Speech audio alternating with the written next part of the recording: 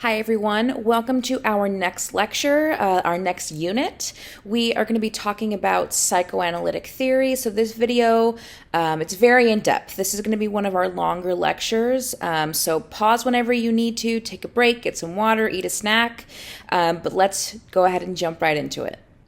So what is psychoanalytic theory? This is a new approach to literature. So we focused on feminist theory earlier on in the semester. This is a different approach, a different lens. This specifically focuses or emphasizes what goes on inside the mind, okay? And not just the mind of necessarily the character, but we're focusing on a couple different things. We're interested in exploring the psychology of the author, the different mental dimensions of the reading process, like what happens to a reader when we read, like what's going on in our mind when we pick up a text and read it. And then, of course, the psyches of fictional characters. This last one is what we're going to be primarily focusing on with The Catcher in the Rye. We have a very interesting character, Holden Caulfield, and so for the most part, this unit is going to be diving into his psyche using a bunch of different terminology we're learning from this unit to kind of just learn about the character from the inside out. Psychoanalytic theory provides framework for understanding characters' motivations, conflicts, and psychological depth. So this is really going to give you the vocabulary to kind of dictate or analyze why a character is doing something, why a character is who they are, like what makes a person and what motivates us to do the things that we're doing. Using psychoanalytic theory, applying it to literature, we are going to be focusing on our characters, like I just said. Psychoanalytic theory also helped shape stream of consciousness style of writing. This might be a term you've never heard of before, but stream of consciousness style of writing, it essentially means when an author writes in a way that mimics the way a human being thinks. So if you think about it, the way that our mind works, our thoughts aren't necessarily always linear, right? Sometimes we'll think of something here and then our mind jumps over here and then to here and then to here and then to here, then we're back to here. Stream of consciousness writing reflects that. If you've ever read The Hunger Games is a great depiction of stream of consciousness writing. The Catcher in the Rye that we're reading is also definitely stream of consciousness. If you've ever read anything by Virginia Woolf, she is the author who really coined this term, or is most known for stream of consciousness style of writing, but it's very popular. I personally enjoy it, but we need to know that psychoanalytic theory is really what helps shape or create this particular style of writing. So someone who is very often, if not always, associated with psychoanalytic theory and really kind of just psychology in general is Sigmund Freud. Freud at this point is really a very common household name, so I'm assuming most of you, if not all of you, have heard of Freud before. But if not, Freud is or was a German theorist born in 1856, died in 1939. Freud is really the founder of psychoanalysis. He is really the first person to dive into this idea that like the human brain, the human personality is complex, has different layers to it. So psychoanalysis, therapy, that kind of thing really kind of started with Freud. Freud also is responsible for the direction that literary theory has gone since the 20th century. Think about what we do in this class, right? We take a piece of literature and we figure out what's going on, right? We're reading a story and we understand what's going on the surface level. But when we use our critical thinking, that's when we take the information we have and try to figure out what's going on in the subtext, right? Just a layer beneath, right? And we dive deeper and deeper and deeper into the text to figure out different meanings. Sigmund Freud did this with the human brain, right? With the psyche. And so literary theory really does follow this model, even outside of psychoanalytic theory, right? With feminist theory that we just talked about. We used those different terms and the ideas of feminist theory to dive deep into the different layers of text, right? And so this is really because of Freud and the different terms and the ways that he crafted psychoanalysis. So thank you, Freud. We love you. Yes, let's move on.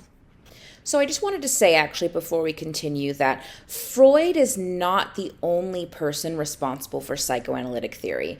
There are or have been many more psychologists, many more theorists who have added their own different concepts or their own spins or ideas to psychoanalysis, to psychoanalytic theory.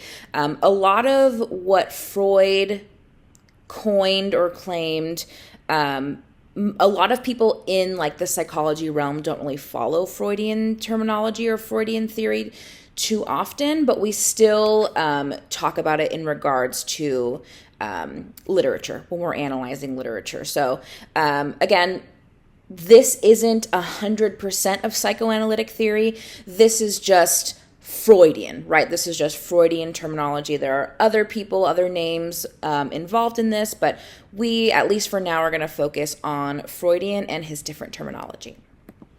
So, the levels of the mind. So, the idea is, according to Freud, that the mind is separated into three different parts: the consciousness, or the conscious, the pre-conscious, and the unconscious. Okay, this is often referred to as the iceberg model, and you'll see why with the next slide.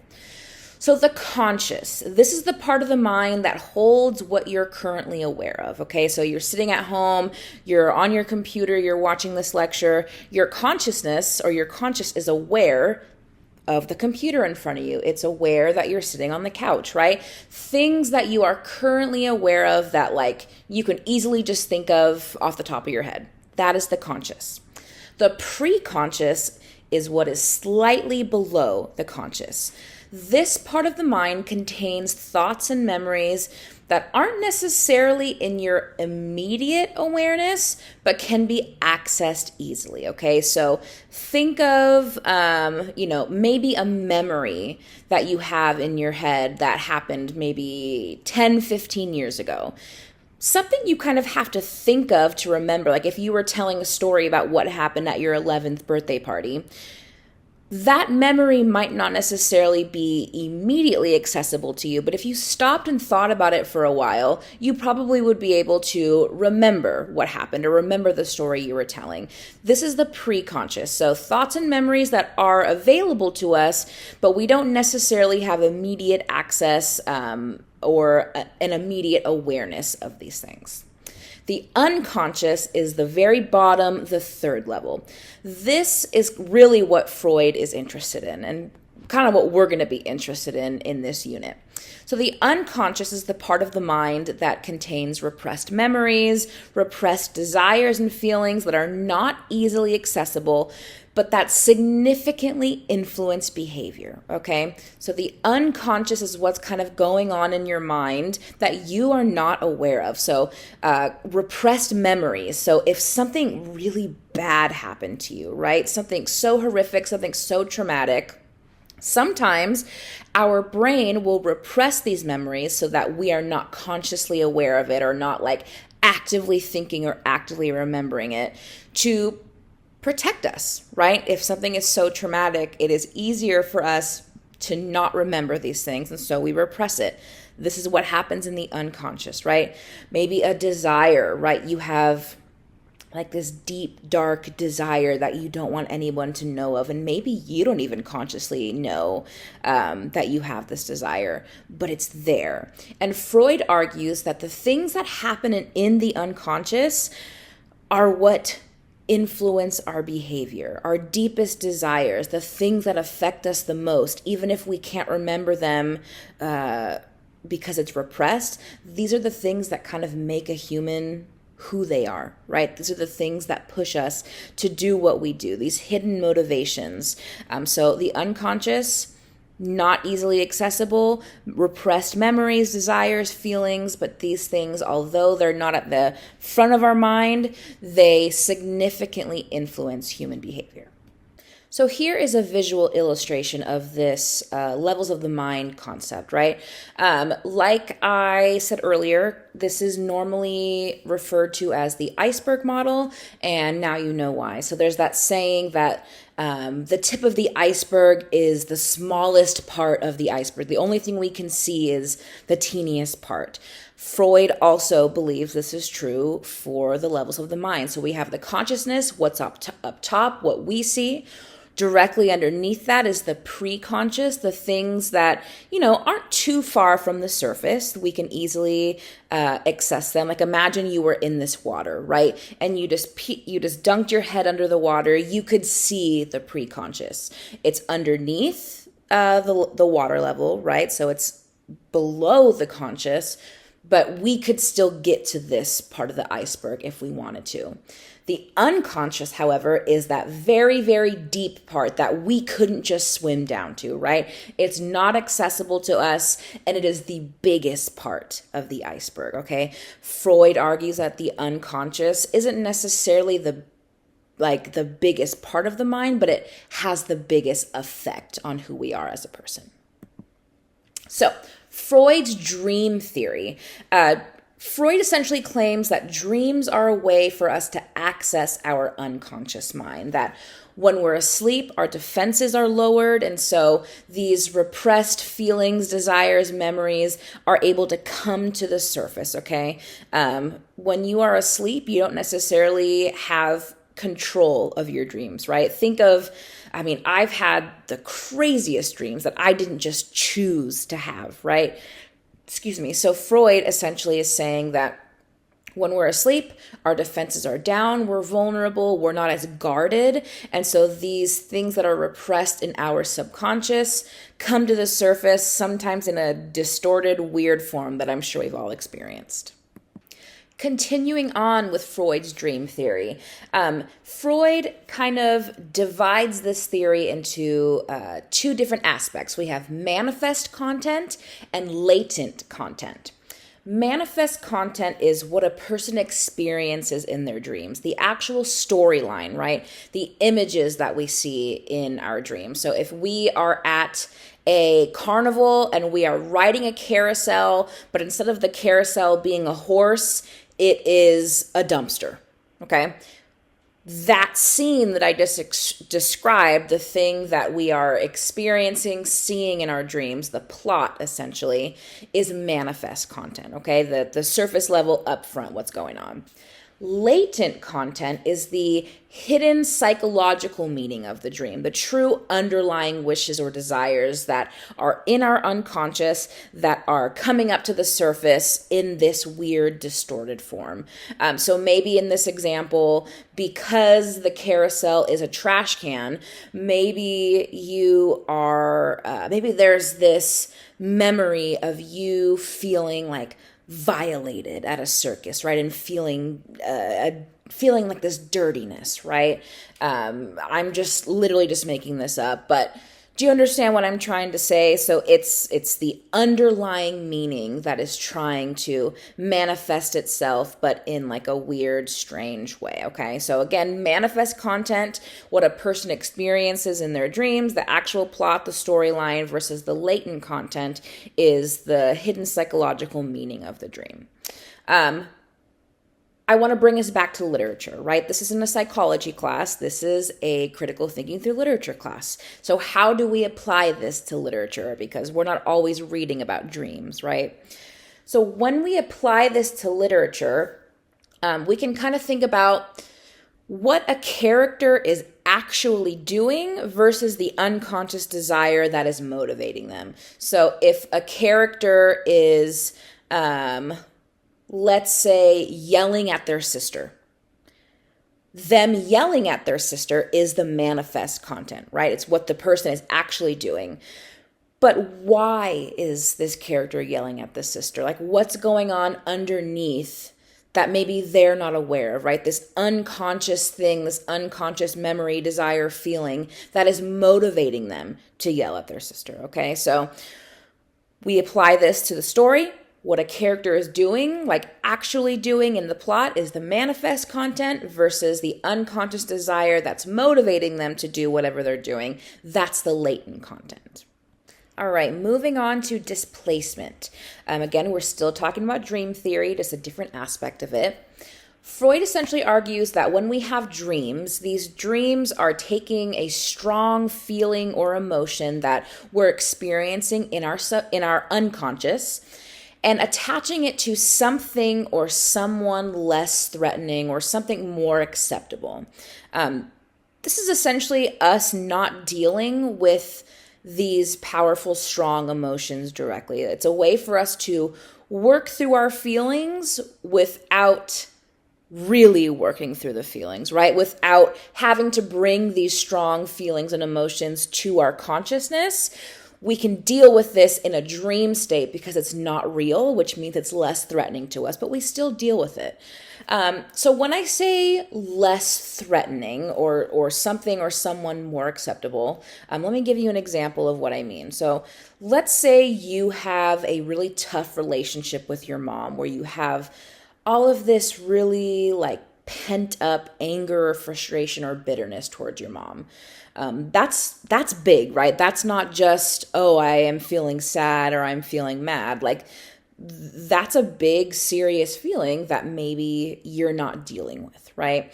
And so in order to deal with these emotions in a conscious way, we would probably have to confront our mom about the things that we're experiencing, the things that she has done that has hurt us or made us angry or whatever it is.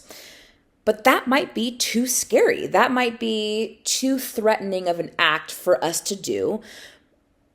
But our mind still wants us to deal with these emotions, not just ignore them. So if we can't deal with them directly, then these feelings come up in a dream. And maybe instead of confronting your mom, you are yelling at or confronting maybe a mom from a TV show. Okay, it's not really your mom, it's somebody else's mom. And you are just like projecting these feelings that you're feeling towards your actual mom onto somebody else. If you're yelling at a cartoon mom, that's a lot less threatening than yelling at your actual mom, right? But you're still in your dream letting out these emotions and indirectly dealing with them, right? It's still therapeutic to be yelling at this cartoon mom, but it is less scary. And so we're able to deal with these emotions because there's less of a risk, right? There's more risk if we confront our actual mom versus a mom who doesn't exist. Hopefully that makes sense.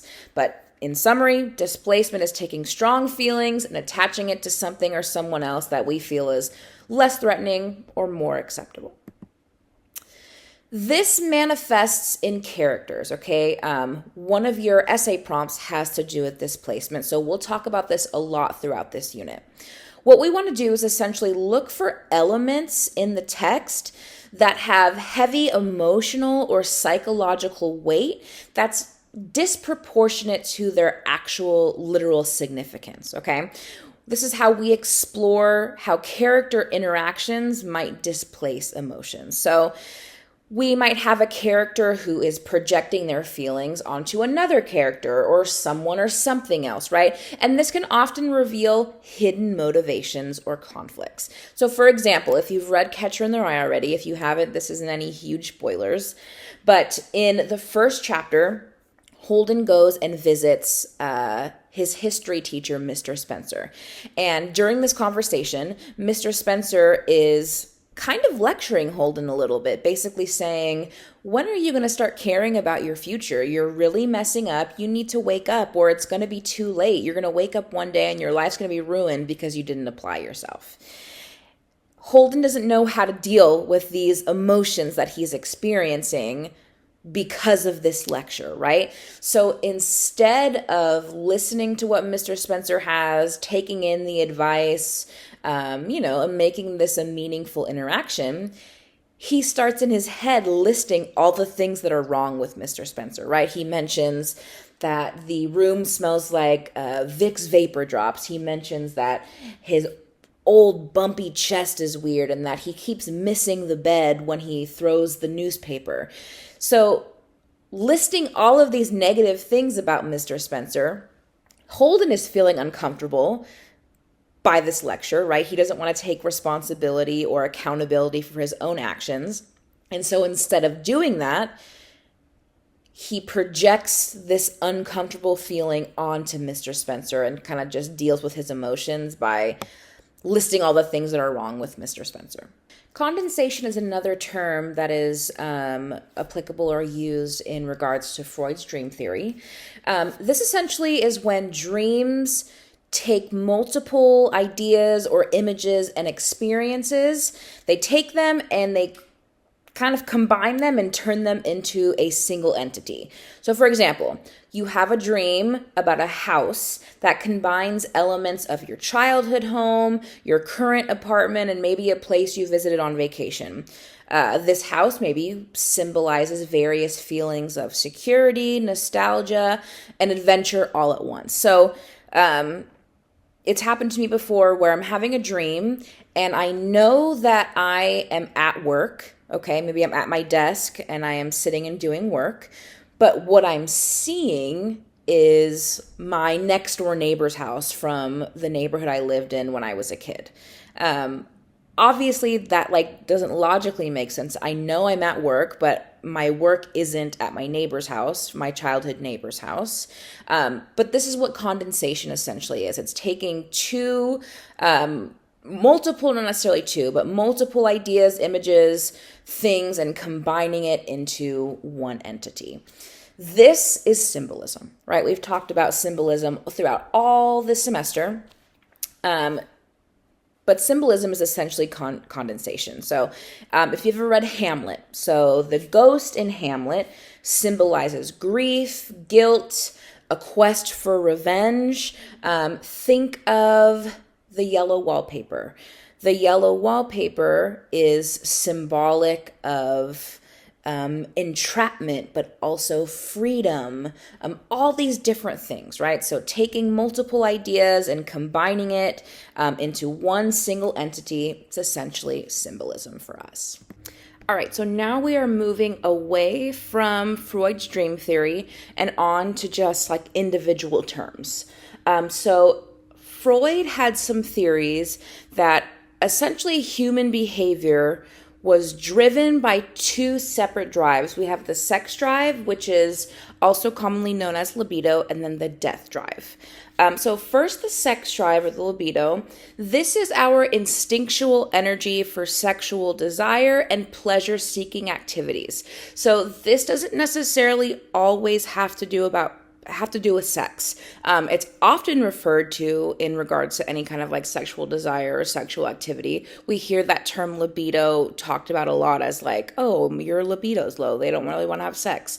But in regards to Freud, libido doesn't necessarily always have to do with sexual pleasure, but just instinctual energy for pleasure-seeking activities. So if you are an adrenaline junkie, you're always doing things to get your adrenaline pumping, your blood pumping, these crazy adventures, you are driven by your libido. The libido is responsible for these desires for life, for growth, development, pleasure, connection, all of these positive things to move you forward. Kind of think about libido again as sexual. So you have a high sex desire, which means you are more likely to produce or reproduce, right? So that would in turn create life, create growth, right? Develop a family, things like that. So kind of that's where the term really comes from. But just know, again, doesn't necessarily have to be sexual. This is just the drive that is responsible for any kind of instinct, pleasure-seeking activities, those kinds of things. The death drive is on the other side of the spectrum. This is our instinct for violence and aggression.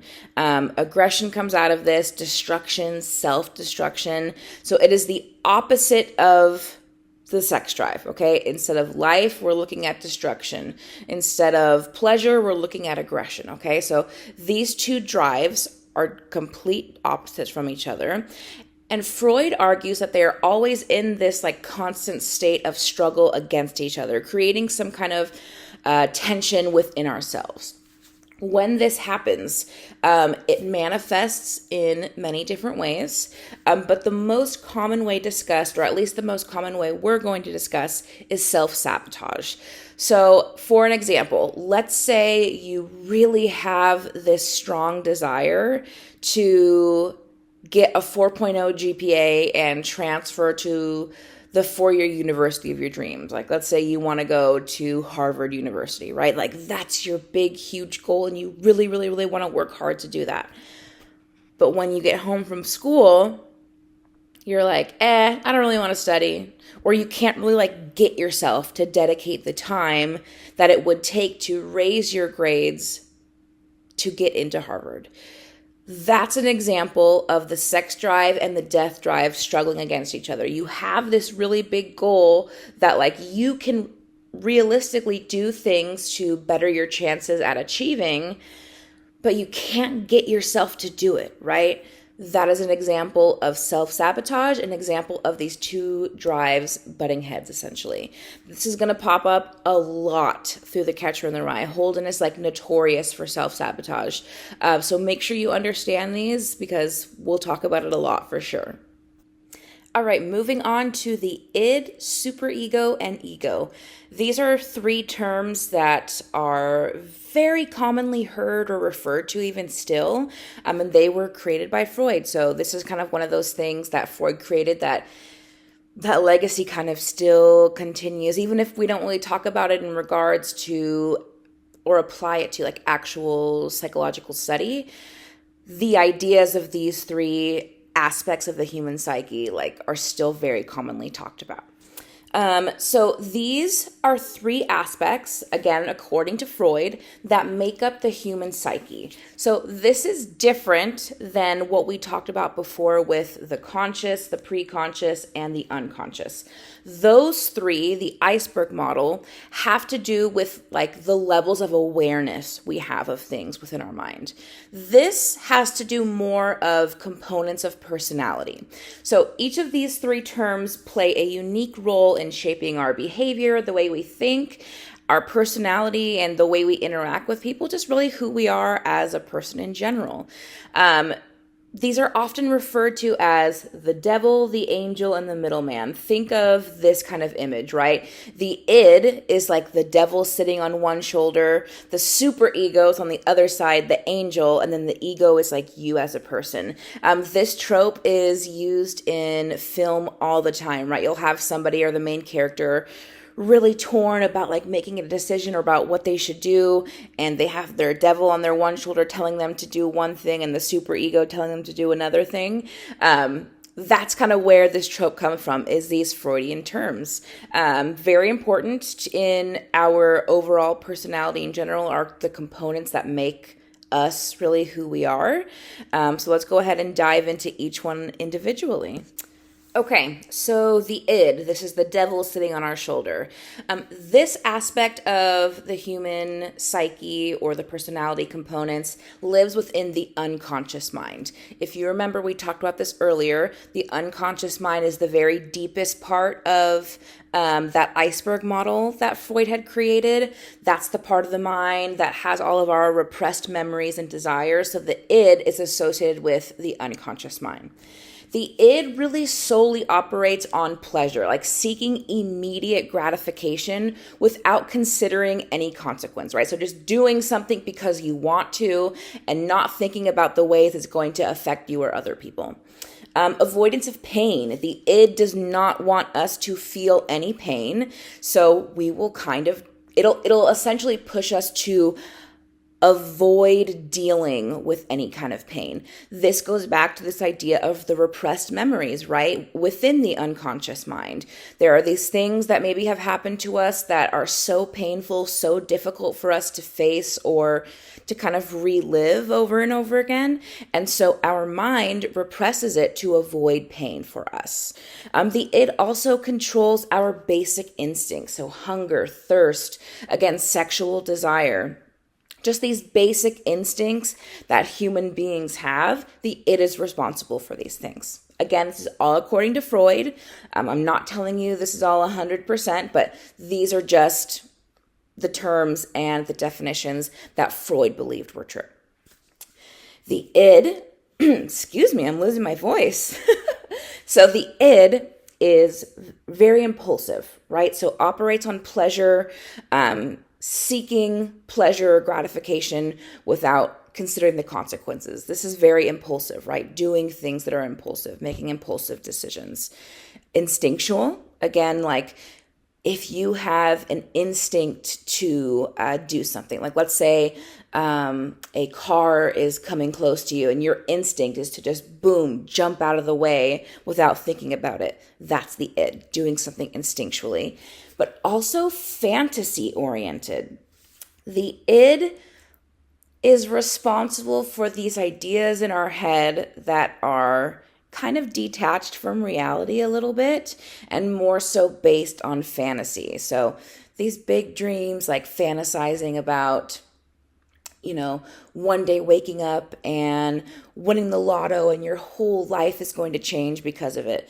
That's not necessarily to say that that's never going to happen to you, but realistically, those thoughts or ideas are definitely fantasy oriented, coming from the id. The id is selfish by nature. Again, tying back to this seeking pleasure without considering the consequence. The id wants you to do what you want to do for the sole reason that you want to do it. Anybody else doesn't matter. If this thing that you want to do is going to affect other people negatively, the id does not care about that. It is selfish by nature, only thinking about what you want and what you desire. Think about overeating, okay? So somebody really wants to maybe lose weight, but they can't. And so they find themselves just like overeating and overeating and overeating, or like binge eating, right? That's probably something that most people know is not good, right? Overeating or binge eating is not good for the health. The id doesn't care about that. The id wants to eat a piece of cake. The id is going to eat a piece of cake. The id wants you to have a burger. You're going to eat a burger, right? So again, just selfish, looking for immediate gratification. You might later down the road regret eating that piece of cake or eating that cheeseburger because you're trying to improve your health, right? But it doesn't matter in the moment. If you want it in the moment, you have it in the moment without considering how you're going to feel later on. Those kind of thoughts and desires come from the id. So the superego is essentially the opposite of the id. This is the angel sitting on your shoulder. So the superego is essentially responsible for instilling like societal morals and values into you. Like this is what society says is appropriate, so this is what you should do. This kind of functions like your conscience. If you've ever seen the Disney movie Pinocchio, you have that little cricket, Jiminy Cricket, right? Who sits on Pinocchio's shoulder and tells him what is the best thing to do. That's his conscience. This is what the superego is. It's what is inside of your psyche that distinguishes what is right from what is wrong. The superego strives for perfection. This is what judges our actions. This is kind of where pride or guilt comes from. So all of this kind of sounds really good, but if there's not a balance, the superego is a problem. This is where something like OCD comes in. If it's a problem, that like somebody needs something to be so perfect to the point where it's like painful to them or it becomes problematic, that comes from the superego, right? So again, superego is what tells us what is right versus what is wrong. It wants us to do what society deems moral or valuable or appropriate. Really wants perfection, is very judgmental of our actions or thoughts. And if we do something right, if the superego deems what we did was right, then this is where pride comes from. However, if the superego deems what we did as wrong, this is where that judgmental, serious guilt comes in. So last but certainly not least is the ego. This is the middleman between the id and the superego. This is your conscious mind. So again, going back to Freud's iceberg model of the different levels of the human psyche, Your conscious mind is the very tip of the iceberg, like what you are immediately aware of, what memories and things that you have immediate access to. The ego wants to make decisions that are based off of logic and reasoning, while at the same time trying to fulfill the desire and needs that you have, but in an acceptable way. This essentially mediates like the instinctual, impulsive desires of the id and the moral constraints of the superego. So this is essentially what is responsible when you ask, okay, how can I get what I want, but in a socially acceptable way, right? Not being impulsive. How can I get what I want without making an impulsive decision, while at the same time not really being weighed down by societal judgment and what is right or what's wrong, like really worrying about those things. The ego is right in the middle, kind of tugging between both the id and the superego. The ego postpones satisfaction. So think back to the id. The id is responsible for your impulsive actions, impulsive desires, right? It is the part of you that is looking for immediate gratification without thinking of the consequences that are going to come later. Whereas the superego is the opposite. It's really only thinking about the consequences. What is right? What is wrong? Like you worrying about, is what I'm doing right? Maybe having a little bit of anxiety about it, right? The ego, again, the middleman, will find a way to postpone the satisfaction, but not completely get rid of the satisfaction. It's just essentially considering the consequences and still getting what you want, okay? So the id wants you to get what you want immediately. The superego is the thing that is stopping the id from doing that. And the ego is the middleman who makes that decision based off of logic and reasoning, postponing the satisfaction, not getting that immediate gratification that the id wants, but still getting that gratification, but later on after considering the consequences that may come from this decision. So the ego is essentially responsible for making responsible decisions. But what happens when maybe the ego is not in control? What happens if the id is in control or the superego is in control? This is where we get different conditions of the psyche. The first thing we'll focus on are different psychoses. These are mental disorders caused by an over-dominant id. So if the ego, the middleman, isn't in control, but the id is dominating the ego and superego. This is, or psychoses, or any kind of disorder that is labeled or under the umbrella of a psychosis, is characterized by a disconnection from reality. If you remember, we talked about the id is responsible for things that are fantasy oriented. So if your id is overdominant, this is where we disconnect from reality, where we start going towards that fantasy element, right? Psychoses involve delusions, hallucinations, disordered thinking, like maybe you're not thinking like a healthy brain would, social withdrawal, isolation, and inappropriately strong emotions. So, for example, schizophrenia. A symptom that is commonly associated with that is either like hearing voices that actually aren't there, or sometimes people really see people that aren't there. Again, there's that disconnection from reality. Bipolar disorder. This has more to do with like the inappropriately strong emotions or the mood swings, right? All of those things are symptoms under psychoses. So any kind of mental disorder that fits those different symptoms or has that aspect of a disconnection from reality, those are psychoses. This is when the id of the psyche is overdominant. Then we have neuroses. So these are less severe mental health conditions that are caused not by the id, but on the other end, an overdominant superego. So again, the ego, the middleman that is supposed to be in control of making decisions.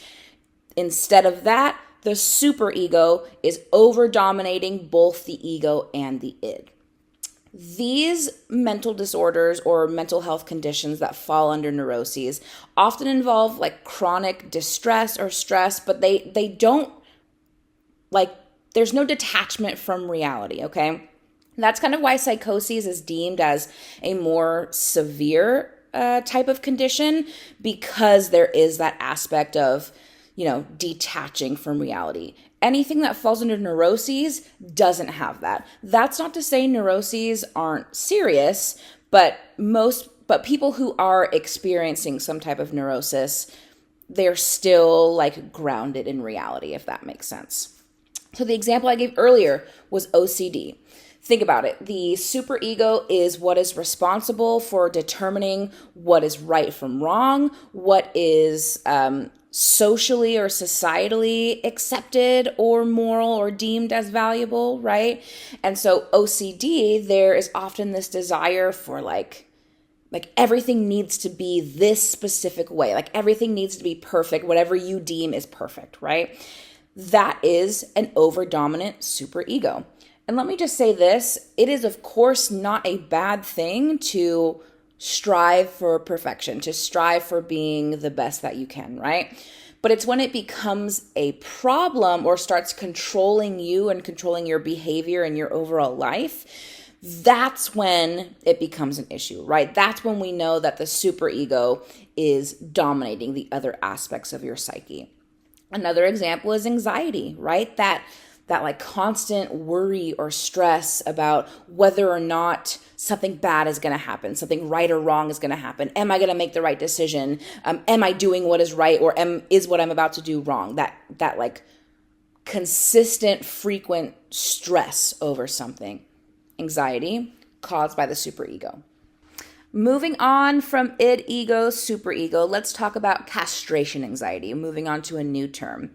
So according to Freud, during a boy's early stage of development, young boys have this unconscious fear of losing their penis. So castration, when someone is castrated, that means that they have had their genitals cut off. So at a young age during development, boys have this fear that they are going to lose their penis. This fear stems from the point where boys realize that their body is physically different than their female counterpart. The example that's normally given is if a young boy has like a sister and maybe they're taking a bath together and he realizes she looks different down there than I do, and then thinks to himself as an illogical young child would, oh my gosh, she lost her penis. It must have been there at some point, but now it's not, which creates this fear of losing their own penis, this castration anxiety. So when we apply this to literature, obviously we are not looking at characters who are literally afraid of losing their penis, but we're using this term in a more symbolic way.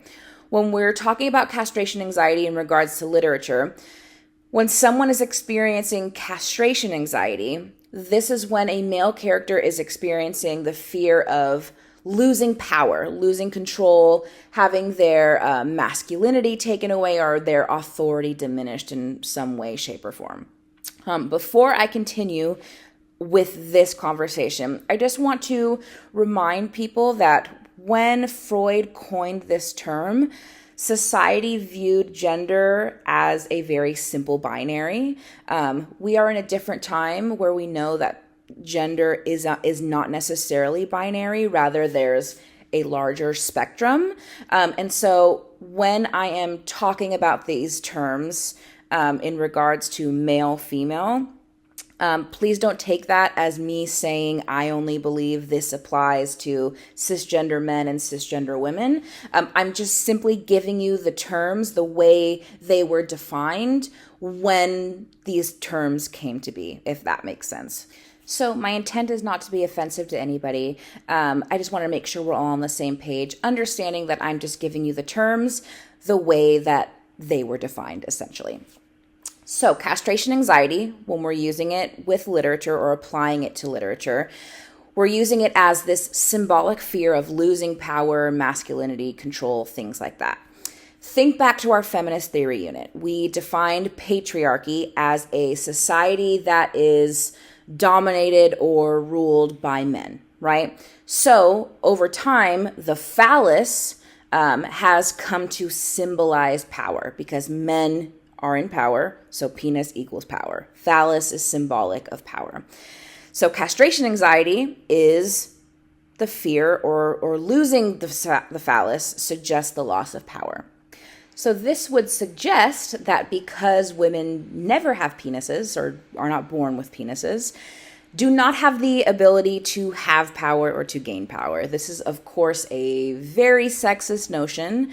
But again, we are still talking about the patriarchy, right, essentially. So that's kind of the general gist of castration anxiety. We have how Freud termed it in regards to like what boys experience during a certain stage of development, and then how we as college students, as we study literature, how we apply this term symbolically to our characters. So penis envy is essentially the opposite of castration anxiety in a way. According to Freud, this is a stage in female development where rather than having girls experience fear of having different genitalia than their male counterpart, they experience jealousy over not having a penis. When we apply this term to literature, it becomes this symbolic yearn for power or authority. Again, the penis or the phallus has come to symbolize power, right? So if a girl is jealous over not having a penis, that is symbolic for not having power, right? And having this desire to have that power.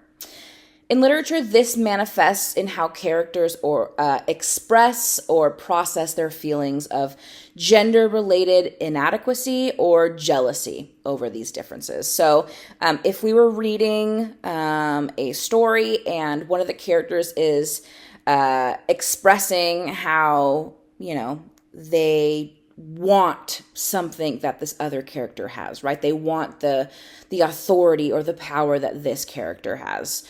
We would say, oh, that character is experiencing penis envy, right? They're experiencing this desire for power.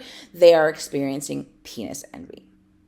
So that is it for our review of psychoanalytic theory. I know I just threw a lot of terms at you, but it's going to take some time for you to fully absorb and understand the nuances between some of these terms. But you'll get a lot of practice using these terms when we start reading Catcher in the Rye.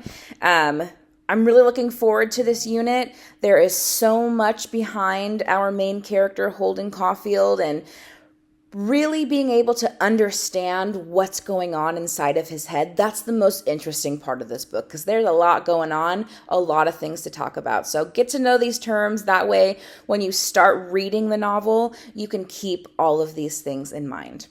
I also want to say this is by no means a comprehensive list of terms for psychoanalytic theory.